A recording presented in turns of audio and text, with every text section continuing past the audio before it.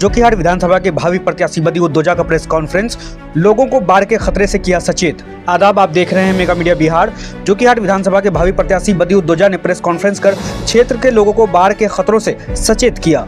मौसम विभाग द्वारा जारी चेतावनी के बाद जोकीहाट में बाढ़ का खतरा मंडरा रहा है। बदी उद्दोजा ने लोगों को सुरक्षित स्थानों पर जाने की अपील करते हुए कहा कि जोकीहाट के सभी निवासी से अनुरोध है वे अपने परिवारों को ऊंचे और सुरक्षित स्थान पर ले जाएं। बाढ़ का खतरा मंडरा रहा है और हमें मिलकर इससे निपटना होगा। उन्होंने प्रशासन से भी अपील की कि बाढ़ से निपटने के लिए आवश्यक कदम उठाए जाएं।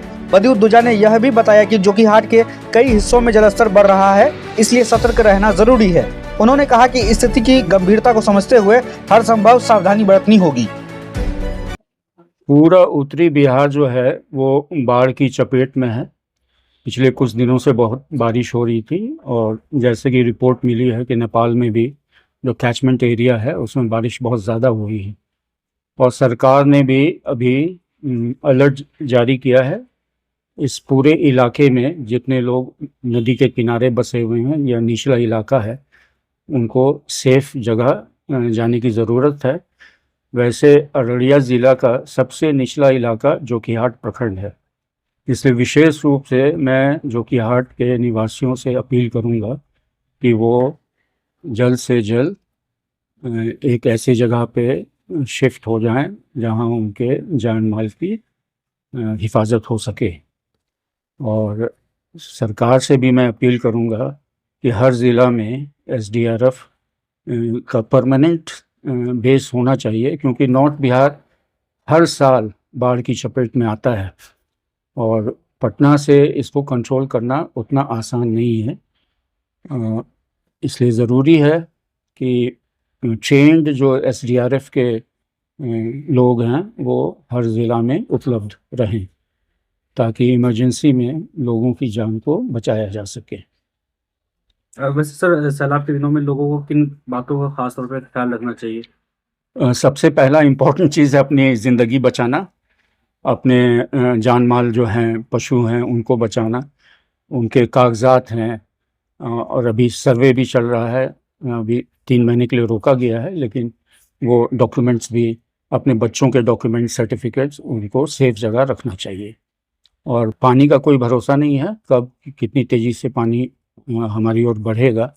और पिछले 3-4 दशकों में जो भी इंफ्रास्ट्रक्चर डेवलपमेंट हुआ है तो जो ड्रेनेज पैटर्न है इस एरिया का वो कहीं ना कहीं अफेक्टेड हुआ है। तो पानी कितने दिनों के बाद निकलेगा इसकी भी सही जानकारी किसी के पास नहीं है।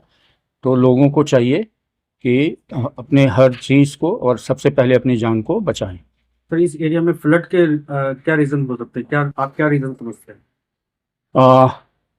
देखिए, ये कोसी से लेके महानंदा के बीच में काफ़ी नदियां हैं और इतने सालों में वो नदी की जो गहराई है वो कम हो गई है सिल्टेशन की वजह से। अब ये तो प्रोसेस नेचुरल है, इसमें कुछ किया नहीं जा सकता है। तो हम लोगों को चाहिए एक ड्रेनेज पैटर्न कि पानी आए तो जल्दी से जल्दी उसको रास्ता मिलना चाहिए निकलने का। दूसरा, हमको सीखना होगा पानी के साथ अपनी ज़िंदगी बिताने का।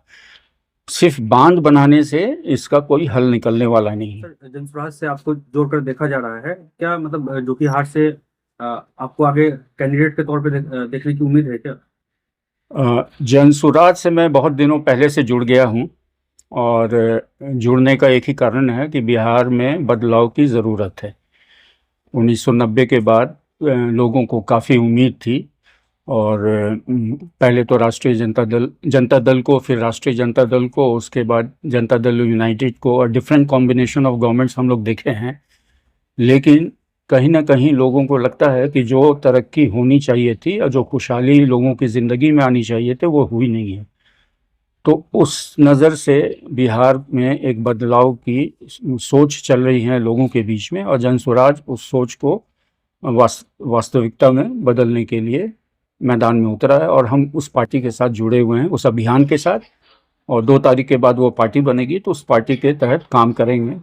जहाँ तक जोकीहाट का सवाल है, तो जब बिहार में बदलाव होगा तो जोकीहाट में अवश्य होगा और पार्टी का जो आदेश होगा, मैं तो पार्टी के लिए काम कर रहा हूँ और जो भी निर्णय होगा कोई भी लड़ सकता है जोकीहाट से। जो सबसे अच्छा उम्मीदवार होगा वो जनसुराज की तरफ से उतरेगा। देखिए, नई पार्टी है, सोच बहुत अच्छी है। प्रशांत किशोर एक ऐसी शख्सियत हैं जो हमेशा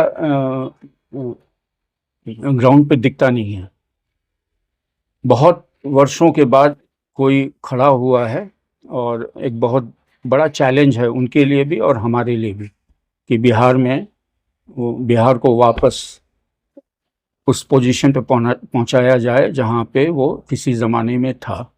टैलेंट की कमी नहीं है बिहार में और बहुत लोग हैं जो जनसुराज से जुड़े हुए हैं और मैं भी एक साधारण कार्यकर्ता हूं जनसुराज का।